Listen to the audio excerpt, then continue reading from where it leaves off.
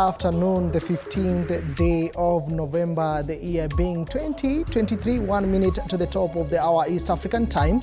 It is time to bring you up to speed on what has been taking shape in the world of news. We have so much lined up for you, but first, the highlights.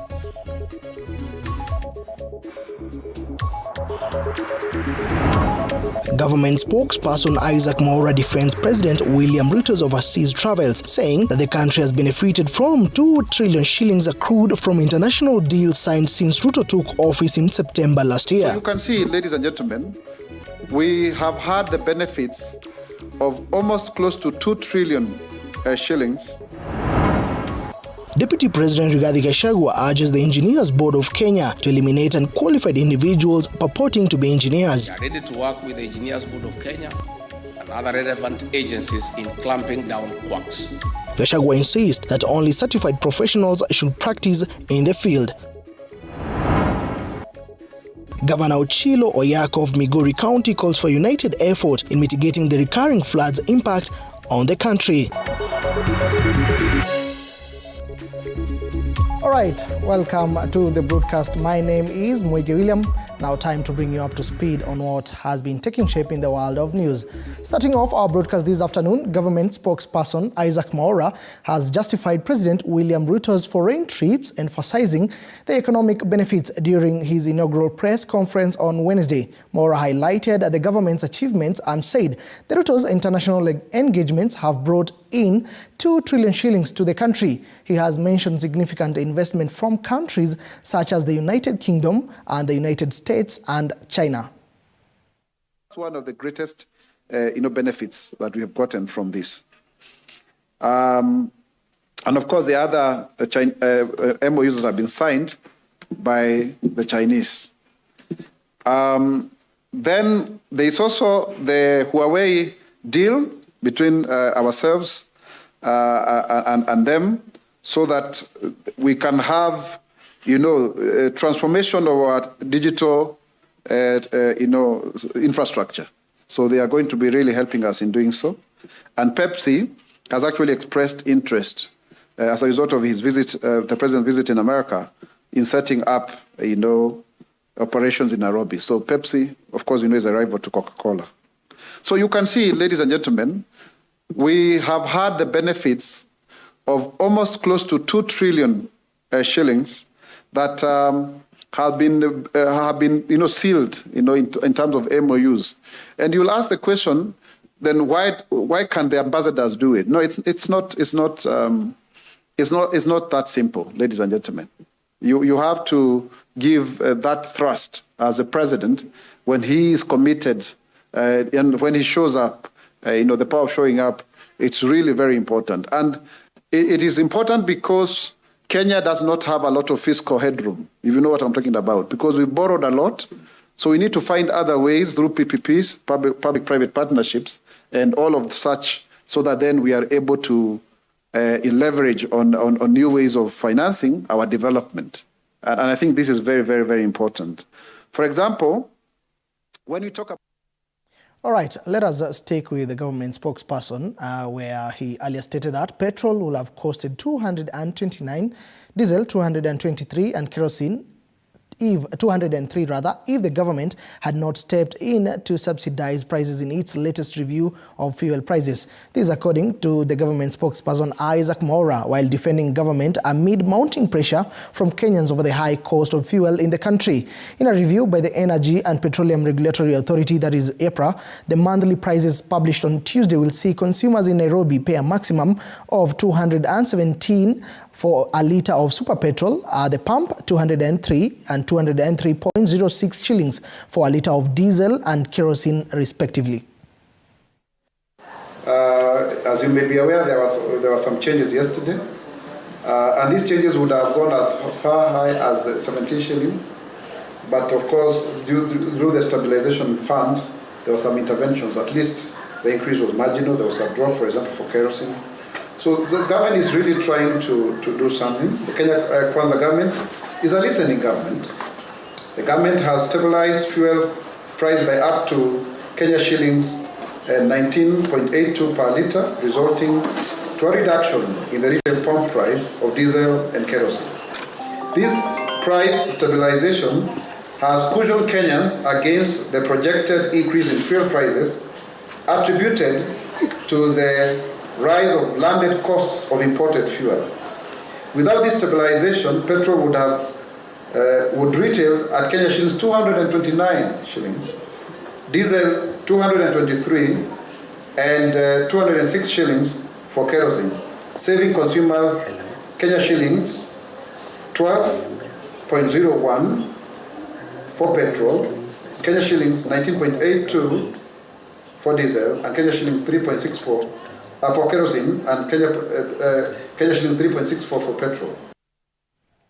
All right, to other news, Tigania East Member of Parliament Mporo Abori alleges that the video presented during the Senate impeachment trial of Meru Governor Kawira Mwangaza was manipulated to favor him. Abori made these claims during his statement recording at the DCI headquarters. In the video displayed in the Senate last week, the MP was heard using offensive language in the Meru dialect, ostensibly directed at Governor Mwangaza. Ni matusi kwanza kwa kina mama ya Meru, na lazima Kawira Mwangaza ajitokeze. Mimi nina video yangu, ile mambo yote tuliongea katika ule mkutano iko hapa. Video yangu inaanza mkutano yangu ya maua vile ilikuwa mpaka mwisho. Nilisema ya kwamba mkora asiosiva anafaa kuongezwa kakoto na simiti na mawe kwa tumbo ndio asisikie njaa tena. Wao wakasema kwamba ni katoto. Hivyo ndivyo nimetoka pale kuandika statement ndio akuje na yeye aandike statement yake kusema ya kwamba Mporo alisema tamtia katoto na njia gani. Ya kwamba Kenyans watu wamekuwa wakora, watu wamekuwa waongo. The Senate of Kenya did not serve justice to the people of Meru. They only were able to maybe listen to the cry of the emotional cry, the gender count, which was not even in the question. They forgot about the 7 counts, the 7 complaints, the 7 accusations against the governor. I remember the majority leader had said that 2 counts were actually proved beyond reasonable doubts. For Meru to heal and for Meru to prosper, na maendeleo ipatikane Meru, Kawira must go.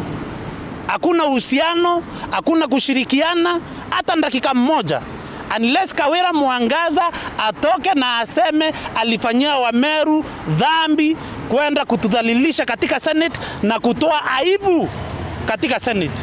The only way for Meru to heal, Kawira must go. That money exchanged hands and there was powers from above, where I think even number 2, the deputy president, is also inclusive. So it is not possible to serve justice in Meru by telling people to come together when you have not sorted the problem. The problem is still there.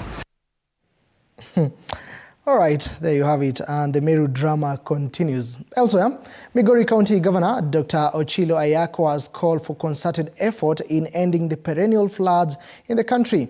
Ayako, while speaking during the distribution of relief aid to flood victims of Nyora and Kabuto villages in Nyatike, said there is need to put in place proper disaster mitigation plans.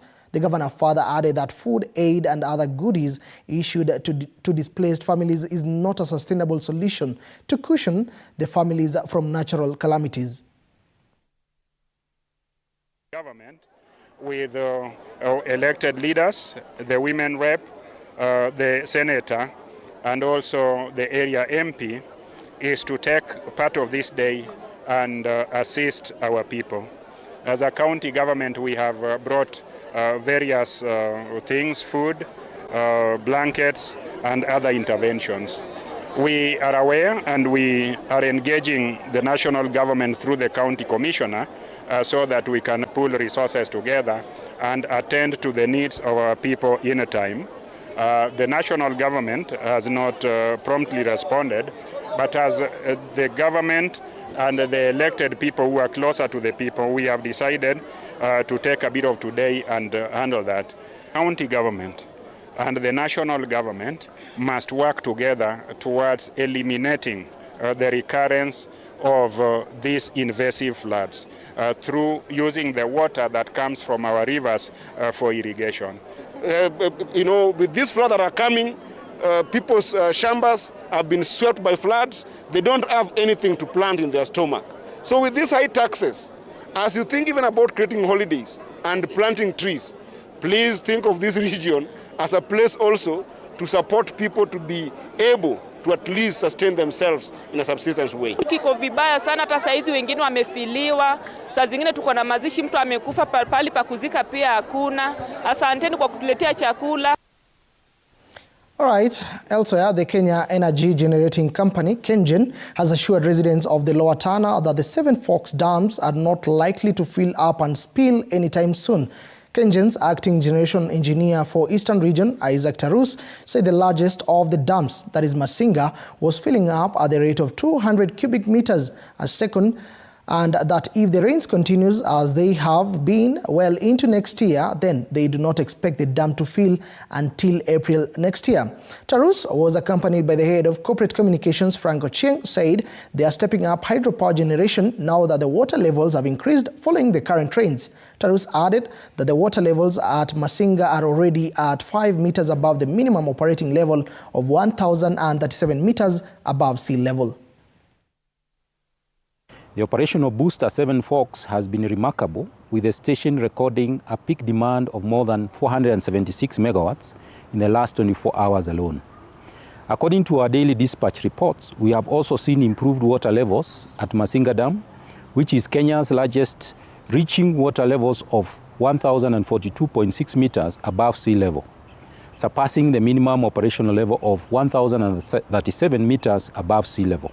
Water inflow from Tana River is 200 cubic meter per second. The level is rising steadily, and so it's acting as actually a flood control, because as the water comes in, the storage capacity, as I said, it can store, Masinga can store up to 1.56 billion cubic meters. So, in light of these developments, we call upon residents in the lower areas of River Tana to exercise caution. We urge those living in proximity to major rivers and dams to remain alert and relocate to higher grounds if necessary to prevent any potential loss of lives and property. All right, let us shift gears to the corridor of justice, where the suspect of the murder of 24-year-old Lucy Boke has been arraigned at the High Court in Kisii today. The suspect, Stephen Wambura Orengo, who is 25-year-old, has been brought before the resident judge Caroline Rono. Prosecutor Joe Bakelo asked the judge for 14 days to assist in the investigation and also to have mental tests conducted on the suspect to ascertain whether he has mental issues. The judge gave the prosecution 7 days to investigate as well as for mental tests to be carried out, while ordering the suspect to be remanded in Kisii prison for those 7 days. The alleged murder is alleged to have been committed on the 9th of November 2023.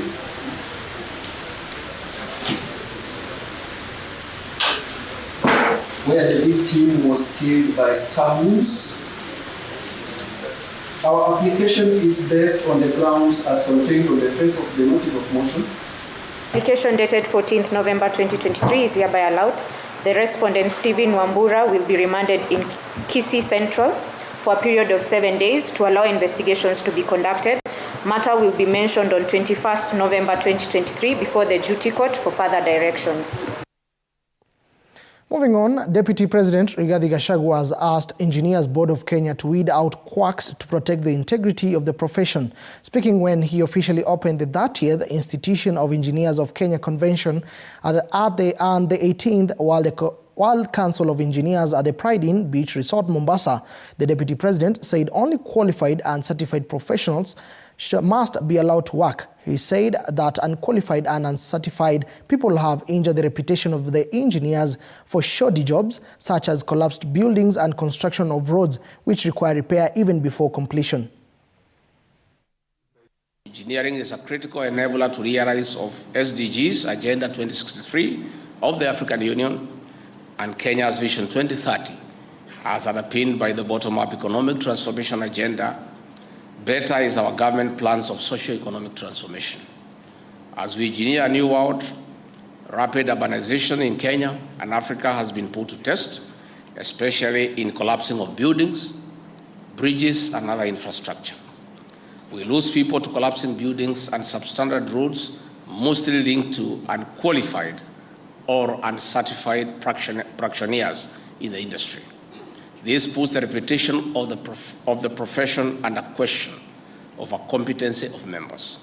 We are ready to work with the Engineers Board of Kenya and other relevant agencies in clamping down quacks. Through the line ministries, we invite you for an engagement on legal and policy frameworks. Besides monitoring and regulating education and training, eliminating intruders is one of the ways of restoring dignity to the engineering profession.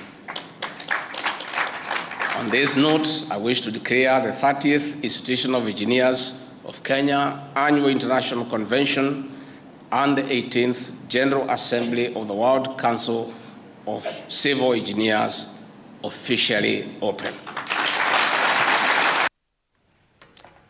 To the field of health, medics have raised alarm over the increase in cases of diabetes in the country. They have attributed blame to poor eating habits and lifestyle for the rise in both diabetes type 1 and type 2. The diabetes specialist at the Kenyatta University Teaching, Research and Referral Hospital said that lack of exercise, unbalanced diet, obesity and excessive use of tobacco are the main reasons a majority of Kenyans are contracting lifestyle diseases. Speaking during a free screening camp at the facility, Dr. Caroline Mithi raised, or rather noted with concern, that diabetes mellitus, which affects children, is becoming prevalent in the country. During the day, we need to eat like a queen. A queen definitely selects what to eat at that moment. So this is because in the afternoon we have already done most of the tasks during the day, and therefore we have remained with very little task. In the evening, we need to eat like a beggar. This means that whatever we eat should be able to be utilized before bedtime. It is a call to everyone to actually go and get tested for diabetes in order to avoid the complications that come. The complications are things like heart attack, stroke, kidney failure, amputations, and neuropathy, or your nerves being affected.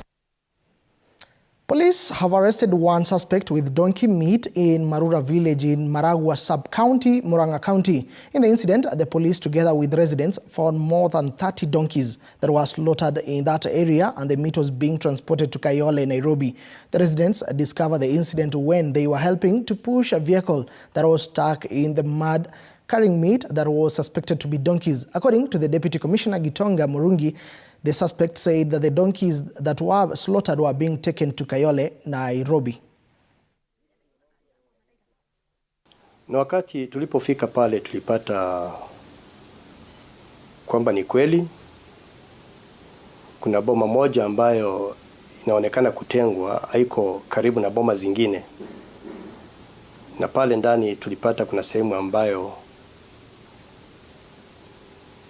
kuna uchinjaji ambao ulikuwa umeendelea pale, na wakati tuliangazia kwa karibu tukaweza kuona kweli ni punda ambao walikuwa wamechinjiwa hapo. Tuliweza kuhesabu vichwa vile ambavyo vilikuwa pale, tukaona kwamba tukahesabu vichwa kama 30 pale vya punda. Na kabla tujafika hapo, tuliweza pia kupatana na gari moja ambalo lilikuwa limezuiwa na maafisa wa polisi, na hilo gari lilikuwa pia limebeba nyama kwa wale punda ambao walikuwa wamechinjiwa pale.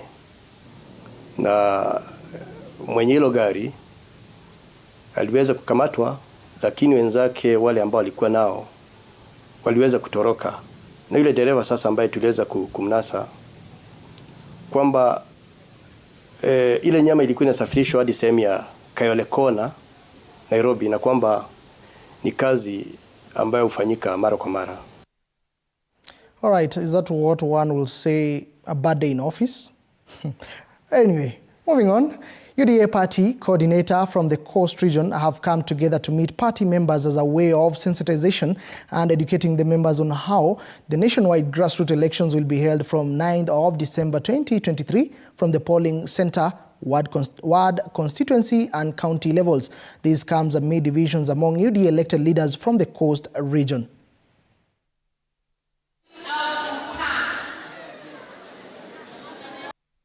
the way it is set and the way it is supposed to be as democratic as possible.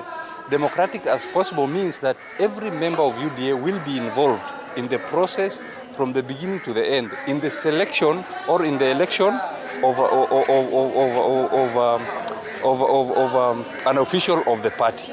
The process is supposed to give the member a rare opportunity to have a say to elect or select an officials of the party, so that when push comes to shove, it will not be said these leaders have been, have been pushed onto us.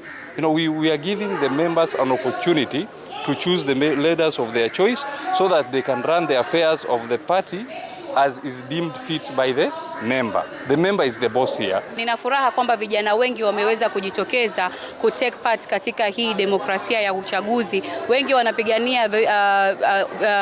wanapigania nafasi mbalimbali, na langu ni kuwahimiza tu kwamba tukiendelea kuregister members pia hawa vijana wahakikishe kwamba siku ya kupiga kura wenye wote ambao tumeregister kama member wajitokeze kwa wingi, kwa sababu hii ni njia mojawapo ya kukuza hichi chama. Kura zipigwe, watu wachaguane, yule atakayechagua achaguliwe, ashike mkono yule atakayeangushwa, na atakayeangushwa mshike mkono yule atakayechaguliwa, kwa sababu sote tunatafuta ushindi wa William Samoei Ruto kama chama cha UDA, ili tuendeleze ideolojia yetu ya bottom up na kuwakuza wakazi wa Mombasa kwamba chama cha UDA ni chama cha mwananchi wa chini.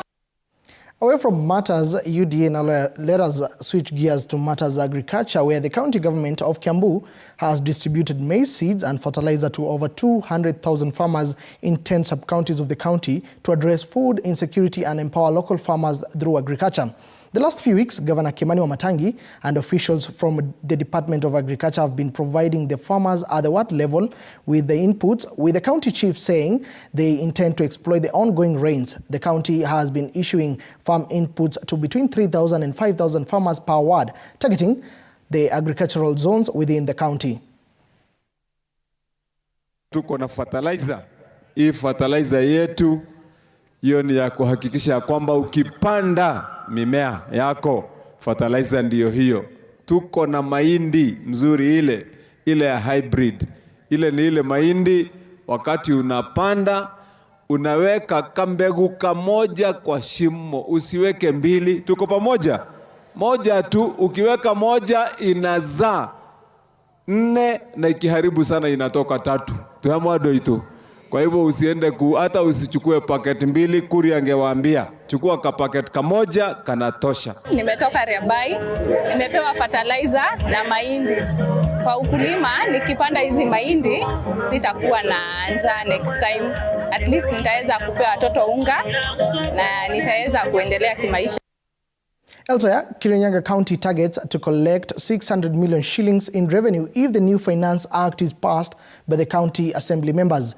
Industries with more than 75 members of staff will now pay 75,000 Kenya shillings as a license fee, as the county lures more investors to set up industries at Sagana Industrial Park in a bid to create job opportunities for the locals. This time around we are anticipating to collect about 600 million.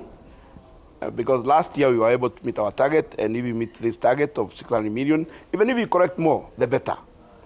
Okay? So we are going to also push a bit on our finance department to look to seal all the loopholes that our money are getting lost, so that we can be able to get our target. And even if we get more, that we are also going to do more. This new finance bill in a letter, the introduction of the new permit, and especially for the new industrial park that we are establishing, and also the new industries that are coming up in Kirinyaga County. Tukaangalia, tukaona wanastahili na tunastahili ku encourage investors wakuje. So we have gone through the bill, and we believe this is the most fine bill of the Kirinyaga County 2023.